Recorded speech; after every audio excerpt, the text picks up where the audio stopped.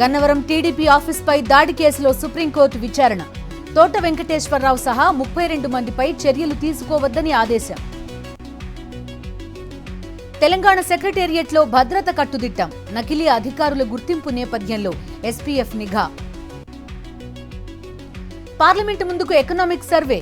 లోక్సభలో ఆర్థిక సర్వే ప్రవేశపెట్టిన కేంద్ర మంత్రి నిర్మలా సీతారామన్ సభను రేపటికి వాయిదా వేసిన స్పీకర్ ఓం బిర్లా. బడ్జెట్లో మహిళలు, పేదలు, రైతులు, యువతకు ప్రాధాన్యత. సంక్షేమ పథకాలు ప్రతి ఒక్కరికి చేరడమే లక్ష్యమన్న రాష్ట్రపతి ద్రౌపది ముర్ము. పార్లమెంట్ సమావేశాలకు విపక్షాలు సహకరించాలి. అన్ని అంశాలపై సమగ్ర చర్చ జరుగుతుందన్న ప్రధాని మోదీ. ముర్ముపై సోనియా గాంధీ వ్యాఖ్యలపై దుమారం. రాష్ట్రపతి ప్రసంగంపై స్పందిస్తూ పూర్ లేడీ అన్న సోనియా వ్యాఖ్యలపై మండిపడిన బీజేపీ. ముడా స్కామ్ కేసులో బిగుస్తున్న ఉచ్చు. ఈడీ దర్యాప్తు నివేదికలో సిద్దరామయ్య, ఆయన భార్య పార్వతి పేర్లు. అత్యాచారం కేసులో తమిళనాడు మహిళా కోర్టు సంచలన తీర్పు. 4 నిందితులకు 20 ఏళ్ల కఠిన కారాగార శిక్ష. ఉస్మానియా హాస్పిటల్ నూతన భవనానికి సీఎం శంకుస్థాపన.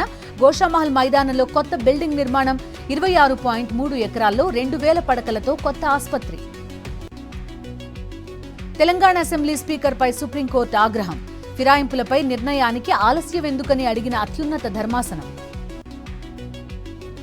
దేశ జనాభాలో తెలంగాణ జనాభా 3%. గత 10 ఏళ్లలో 30% అవార్డులు దక్కించుకుందన్న కేటీఆర్. పథకాల విషయంలో మొన్నే అధికారంలోకి వచ్చామంటున్నారు, ప్రాజెక్టులు మాత్రం తెచ్చామంటున్నారు. ఇదెక్కడి న్యాయమన్న బొత్స. ఏలూరు జిల్లా గురవాయిగూడెం ఆంజనేయ స్వామి ఆలయంలో గోటి తలంబ్రాల కార్యక్రమం. భద్రాద్రి రాములోరి కళ్యాణానికి సమర్పించడానికి తయారు చేస్తున్న భక్తులు. ఆప్ పరువు తీసేలా హర్యానా ప్రభుత్వం కుట్రలు చేస్తోంది. ఢిల్లీ ప్రజలు వాటిని నమ్మరన్న మాజీ సీఎం కేజ్రీవాల్. మహాకుంభమేళలో భక్తజన సందోహం. ఇప్పటికే 30 కోట్ల మందికి పైగా పుణ్యస్నానాలు. లాభాల్లో స్టాక్ మార్కెట్ సూచీలు. సెన్సెక్స్ 500, నిఫ్టీ 200 పాయింట్లకు పైగా ట్రేడ్. అండర్-19 మహిళల ప్రపంచ కప్లో ఫైనల్కు భారత్. 9 వికెట్ల తేడాతో ఇంగ్లండ్పై టీమిండియా గెలుపు.